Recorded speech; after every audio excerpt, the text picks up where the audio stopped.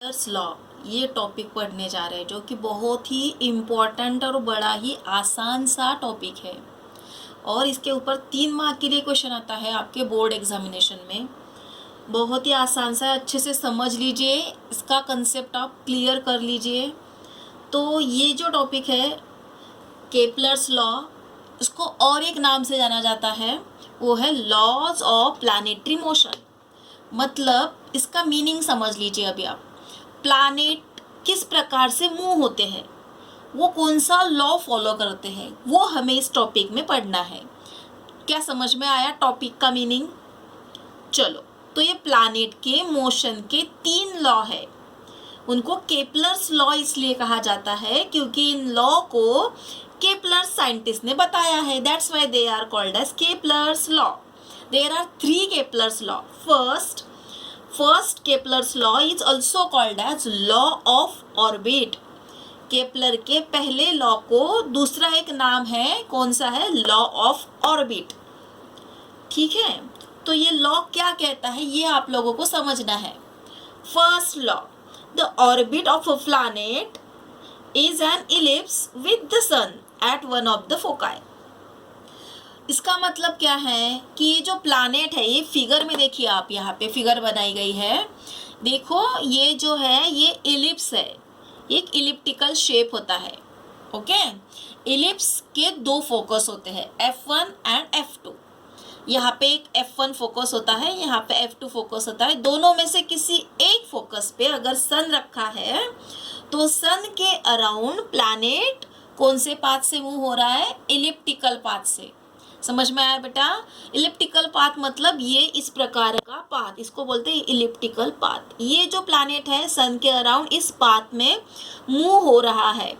ठीक है, अब हमारा लॉ क्या है? द ऑर्बिट, मतलब ये ऑर्बिट है अभी प्लैनेट की। ऑर्बिट मतलब उसका जाने का, उसका मोशन का मार्ग। वो जो ऑर्बिट है, orbit of a planet is an ellipse. वो कैसा है? इलिप्स है एक, with the sun at one of the foci, जिसके एक फोकस पे सन है। Foci is the plural of focus. 2 फोकाई में से कोई एक फोकस पे सन होता है। ये पहला लॉ जो है बड़ा ही आसान है, आप लोगों को समझ में आ गया होगा। चलो, अभी हम केप्लर्स का सेकेंड लॉ पढ़ेंगे। तो केप्लर्स का सेकेंड लॉ जो है उसका दूसरा नेम है law of area. What is the another name of Kepler's second law? Law of area. The line joining the planet and the sun sweeps equal area in equal interval of time. चलो अभी इसका meaning समझते हैं। The line joining the planet and the sun, ये देखिए, ये planet है और ये सन है, इन दोनों को ज्वाइन करने वाली ये लाइन है। तो ये जो लाइन है ये स्वीप करती है। स्वीप करना मतलब काटना, ये स्वीप करती है equal area. Equal area sweep करेगी in equal interval of time.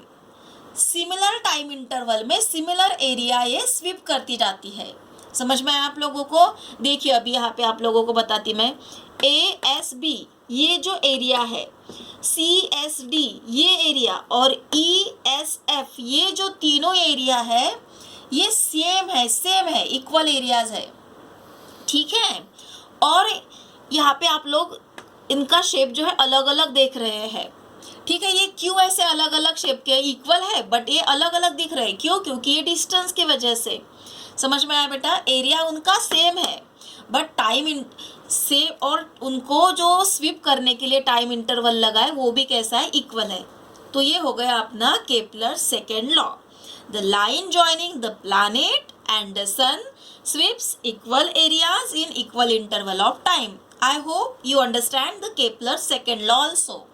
Now we are going to start the Kepler's third law, which is also called as law of period. What is the another name of Kepler's third law? Law of period. Understand? Now what is the Kepler's third law? The square of its period of revolution around the sun. देखो, period of revolution आप लोगों को पता ही होगा कि period of revolution क्या होता है। मतलब ये जो प्लैनेट है सन के अराउंड जो घूम रहा है, ये उसका कंप्लीट पाथ कर रहा है उसको ही हम क्या कहते हैं, पीरियड ऑफ रिवॉल्यूशन। मतलब ए से शुरू किया और घूम के फिर से ए पे ही पहुंचा, this is called as period of revolution. तो उसको जो टाइम लगा वो टाइम को क्या कहेंगे, उसको ये पूरा डिस्टेंस कवर करने के लिए लगने वाले टाइम को हम कहते हैं पीरियड ऑफ रिवॉल्यूशन। अंडरस्टैंड? तो अब किसके अराउंड घूम रहा है ये, सन के अराउंड।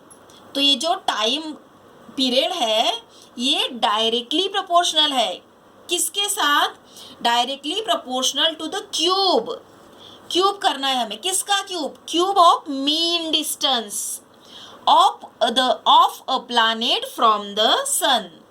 ये प्लैनेट से लेके सन तक का जो डिस्टेंस है, देखिए आप लोग यहाँ पे देख सकते हैं, ये अलग अलग डिस्टेंस आप लोगों को दिखाई दे रहा है।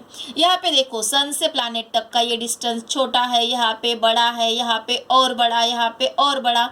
ये अलग अलग डिस्टेंसेस का एडिंग करके उसका मीन निकाला जाता है। आपको पता ही होगा कि मीन कैसे निकालते हैं। तो वो जो मीन डिस्टेंस है उसके क्यूब के साथ ये period of revolution directly proportional है। सी हियर, देखिए जैसे कि आप देख सकते हैं यहाँ पे T square is directly proportional to are cube. Now what is T, T is period of revolution, revolution का period, it is denoted by T. And what is R, R is the mean distance. ये planet का sun तक का जो distance है उसका जो mean निकाला गया है, it is denoted by small r. Do you understand it? And आप देख सकते हैं यहाँ पे T square is directly proportional to are cube. Remember it. बच्चे गलती कहाँ पे करते हैं, ये जो स्क्वेयर है ये भूल जाते हैं तो आप लोगों को 0 मार्क मिलेंगे। दूसरी गलती उनकी होती है, ये क्यूब बताना भूल जाते हैं। तो ये आप याद रखना है अच्छे से। ये क्या है, स्क्वेयर, किसका स्क्वेयर है बेटा, पीरियड ऑफ रिवॉल्यूशन का, और क्यूब किसका, मीन डिस्टेंस का। Understand?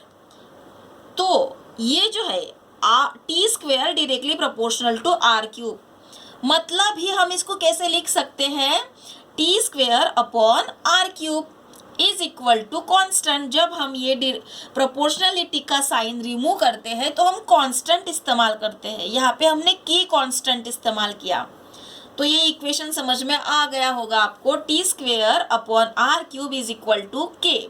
Here we finish the Kepler's third law also. I hope you understand the Kepler's all 3 laws.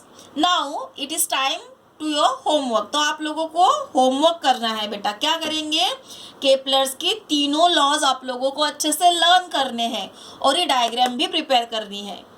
और आप लोगों को अगर कोई डिफ़िकल्टी है तो कमेंट बॉक्स में आप मुझे पूछ सकते हैं, मैं आप लोगों को एक्सप्लेन कर दूंगी। ठीक है।